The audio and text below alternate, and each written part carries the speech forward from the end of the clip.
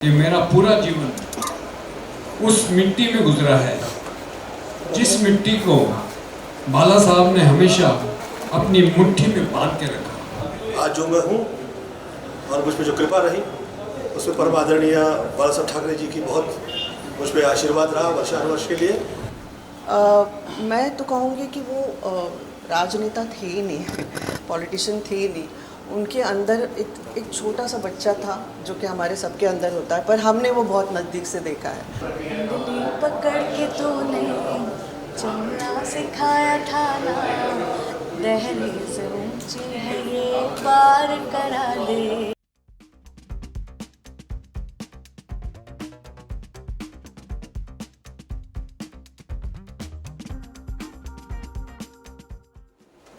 आज हम सब लोग यहाँ बाला साहब को याद कर रहे हैं और मैं अपने आप को बड़ा खुशकिस्मत मानता हूँ कि मेरा पूरा जीवन उस मिट्टी में गुजरा है जिस मिट्टी को बाला साहब ने हमेशा अपनी मुट्ठी में बांध के रखा। इसी मिट्टी के लिए वो जिए,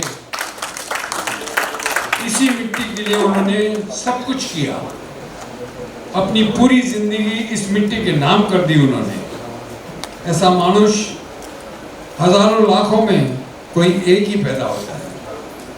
आज उनकी बर्थ एनिवर्सरी पे उनको शत शत नमन और स्मिता जी को बहुत बहुत धन्यवाद मुझे इस खूबसूरत प्रोग्राम का हिस्सा बनाने के लिए।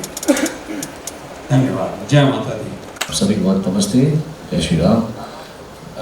हम सौभाग्यशाली रहे कि मैं इतना लेट आया इंडस्ट्री में, लेकिन फिर भी मुझे उनके साथ में समय देने का मौका मिला। पहली बार सुरेश वाडकर जी के थ्रू मैं उनसे अजीब आसन में मिला था, मुझे याद है। और बहुत ही कला प्रेमी के अंदर से वो कलाकारी थे। और उसके बाद में आपके साथ, स्मिता जी के साथ में मुझे काम करने का मौका मिला। और वो फिल्म बहुत भयंकर कमाल की हिट हुई थी, हसीना मान जाएगी। आगे भी बहुत, तो मैं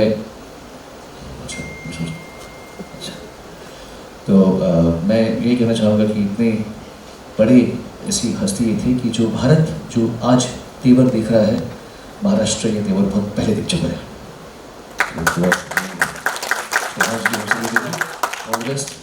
उदय जी आपको नमस्ते, धीरज जी आपको नमस्ते, गुरु जी आपको नमस्ते, स्मिता जी आपको नमस्ते, जीतू जी प्रणाम, चीची भाई नमस्ते जी। परम आदरणीय हिंदू हृदय सम्राट बाला साहब ठाकरे जी की आपकी सदैव हम लोग पे कृपा व आशीर्वाद रहा वर्षानुवर्ष। और आज पुनः ये अवसर मिला आपकी सेवा में उपस्थिति देने का। मैं धन्यवाद देता हूँ आदरणीय स्मिता ठाकरे जी का और आपके संपूर्ण परिवार का। आप लोग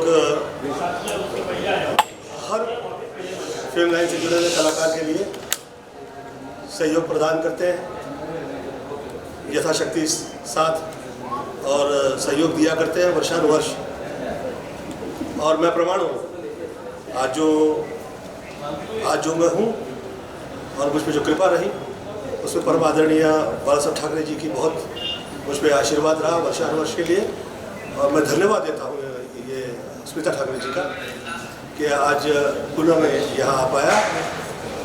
मैंने आपकी सेवा में फिल्में की, जैसे कि हसीना मान जाएगी, वो बहुत कामयाब रही।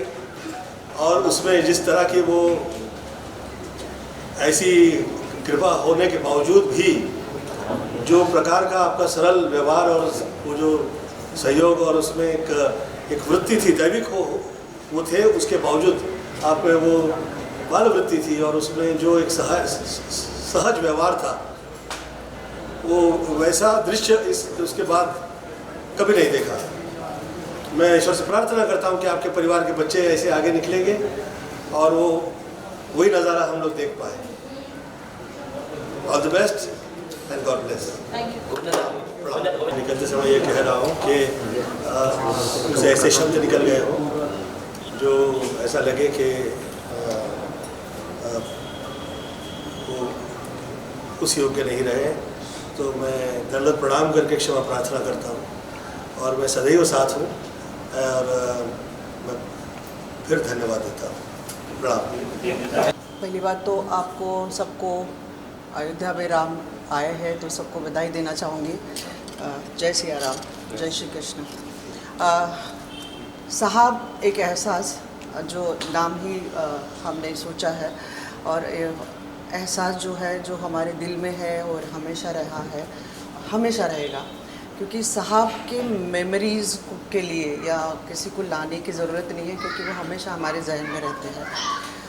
बहुत ही छोटा सा प्रयास मैं कर रही हूँ, क्योंकि उनके जन्मदिन की इतनी सारी मेमोरीज़ हमारे दिल में है। हमारे लिए वो एक त्यौहार था, और आज 11 साल गुज़र गए।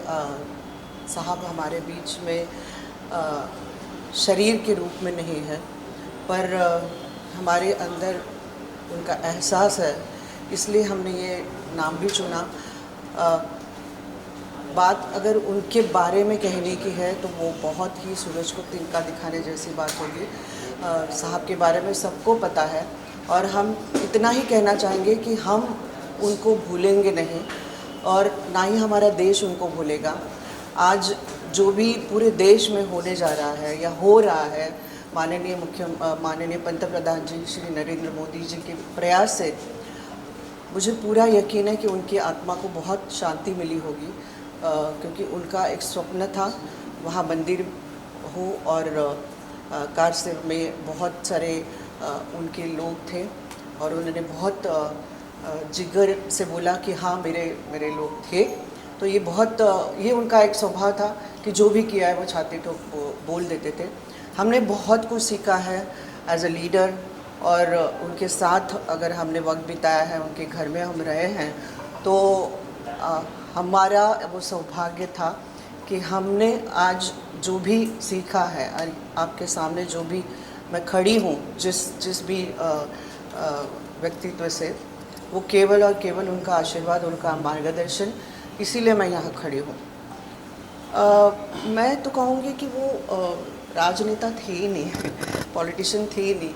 उनके अंदर एक छोटा सा बच्चा था, जो कि हमारे सबके अंदर होता है, पर हमने वो बहुत नज़दीक से देखा है। और रही बात अगर म्यूज़िक की या किरदार की, एक्टिंग की, तो वो तो उनके खून में था।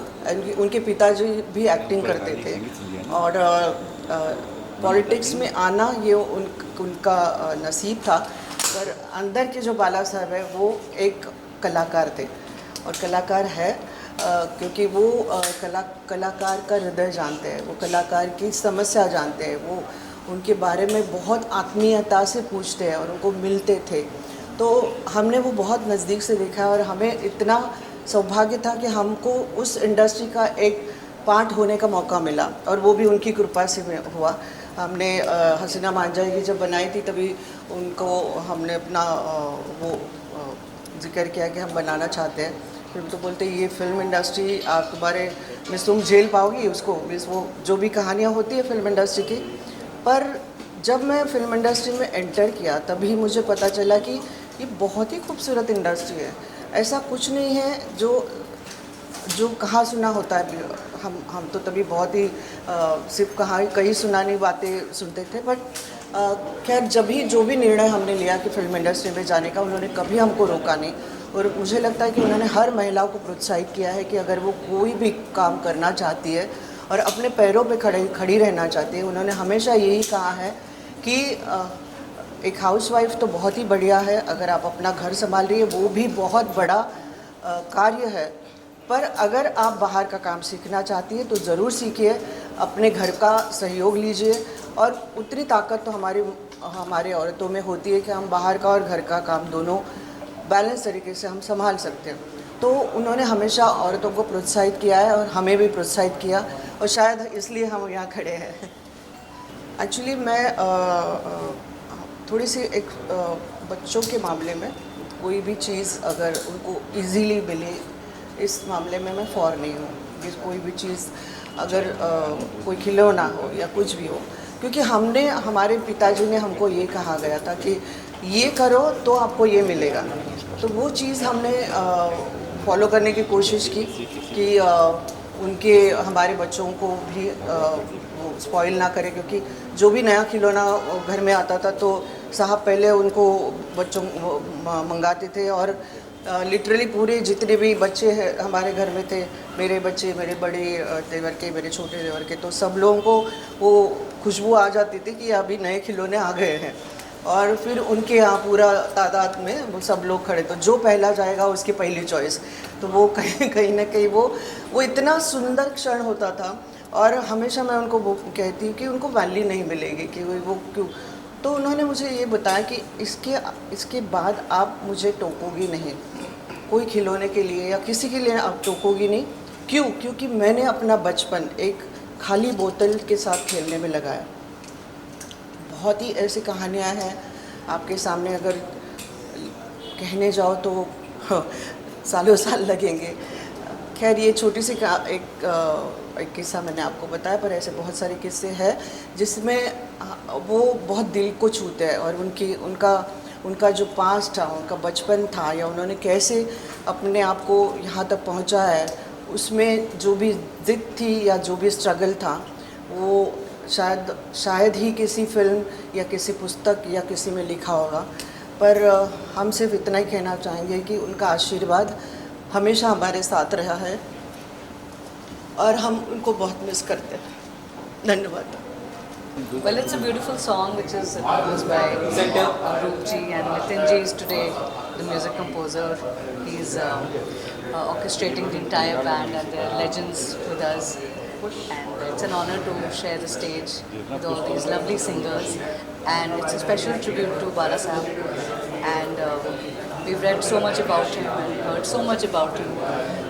And he was a visionary, and Smita ji is doing this tribute. Talat ji is also there, and it's an honor for me to be here and pay a special tribute to him through my music. So, 2 लाइनें मेरे गाने की।